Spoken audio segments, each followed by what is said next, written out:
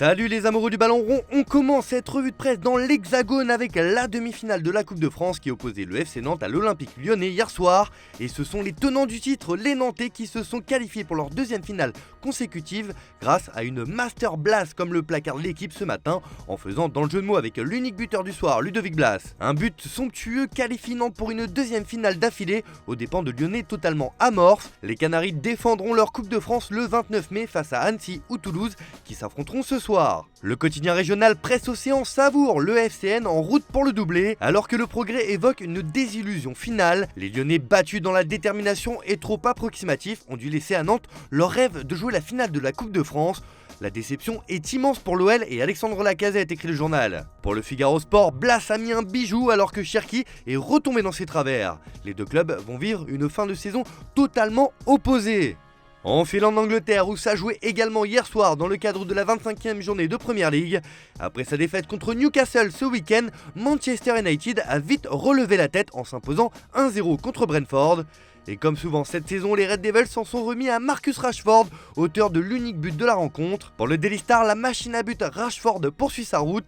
L'international anglais marche sur l'eau depuis le retour de la Coupe du Monde et a inscrit hier soir son 15e but en 28 matchs. Une victoire qui permet à United de rester dans le top 4 de la Premier League. Car devant, ça va vite avec Newcastle qui est en grande forme. En match en retard de la 7e journée, les Magpies ont cartonné West Ham 5-1. Et The Guardian rapporte que Moyes et les Hammers ont été humiliés par Newcastle. Un mot sur Chelsea où l'on assiste à un véritable feuilleton pour savoir qui va s'asseoir sur le banc après le limogeage de Graham Potter.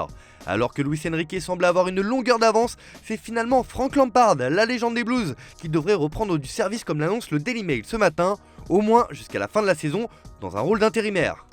On prend la direction de l'Espagne où le Classico entre le FC Barcelone et le Real Madrid a encore tenu toutes ses promesses avec un match grandiose de la part des merengues. Et oui, les Madrilènes ont surclassé leur éternel ennemi avec un cinglant 4-0. Marca se régale ce matin et placarde quelle danse leur ont infligé les hommes d'Ancelotti. Madrid atteint la finale après une superbe victoire sur Barcelone. Un triplé de Benzema sur des grandes occasions, les merengues joueront leur 40e finale contre Osasuna le 6 mai à Séville. On rappelle que le Barça s'était imposé 1-0 et que le Real devait faire le nécessaire pour se qualifier et le moins que l'on puisse dire, c'est qu'ils l'ont fait avec la manière. Pour As, cette équipe madrilène était totalement au-dessus, c'est donc tout à fait logiquement qu'elle file en finale. Évidemment, il faut évoquer la prestation exceptionnelle de Karim Benzema, auteur d'un triplé et d'une passe décisive. Autant dire que le 9 est de retour à son meilleur niveau au meilleur moment de la saison. Pour l'équipe, dans ses pages intérieures, Benzema a plié le Barça. Auteur d'un nouveau triplé et d'une passe décisive, l'attaquant a porté le Real Madrid. C'est désormais toute l'Europe qui tremble de voir un Real Madrid à ce niveau. Forcément, en Catalogne, la pilule est dure à avaler ce matin. C'est presque un jour de deuil, comme le met en avant Sport sur sa une, couvert de noir ce matin. Un chaos douloureux, le Barça a fait ses adieux à la Coupe du Roi et au doublé en s'inclinant lourdement au Camp Nou. Les Blaugrana auraient pu l'emporter en première mi-temps, mais des erreurs défensives ont donné l'avantage aux Madrilènes, juge le quotidien. Pour Mundo Deportivo, ce sont des adieux difficiles. L'équipe de Xavi s'est effondrée après le premier but et Benzema l'a achevé avec un triplé, regrette l'autre journal catalan. Alors que pour l'Esportiu, il faut des changements afin que ce genre d'humiliation ne se reproduise pas. Bref, le Barça vit très mal cette claque et cela pourrait laisser des traces pour la fin de saison. Direction l'Italie maintenant où la botte se soulève et se range derrière Romelu Lukaku, victime de racisme mardi soir lors de la demi-finale allée de la Coppa Italia entre la Juventus et l'Inter.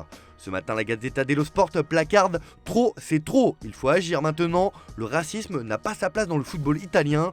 Même son de cloche en une de Tuttosport qui met en avant le geste fort de la vieille dame qui va expulser les racistes de son stade. Un signal fort de la part du club, nous punirons les responsables, a déclaré la direction bianconera. Enfin, pour il Corriere dello Sport, l'affaire Lukaku est un scandale. Ce n'est pas lui qui aurait dû être exclu pour avoir réagi à des insultes racistes, indique le journal. Bref, c'est toute l'Italie qui est à l'unisson derrière le buteur belge. On termine d'ailleurs sur la une d'Il Corriere dello Sport car le quotidien nous apprend une information totalement incroyable. L'Arabie Saoudite pousse pour faire venir José Mourinho dans son championnat et le nouvel Eldorado est prêt à offrir un véritable pont d'or aux Portugais. Ils veulent le couronner d'or avec une offre de 120 millions d'euros. L'entraîneur de la Roma se voit proposer un contrat de 2 ans pour 60 millions d'euros par saison. Il a le choix entre l'équipe nationale, Al Nasser et Al Ahly. Tout est mis en œuvre pour faire craquer The Special One. Y parviendront-ils? Affaire à suivre. Voilà, c'est tout pour ce matin. Merci de votre fidélité. Bonne journée à tous. On se retrouve en fin d'après-midi pour le traditionnel JT Foot Mercato ou dans quelques minutes sur Twitch pour débriefer cette revue de presse.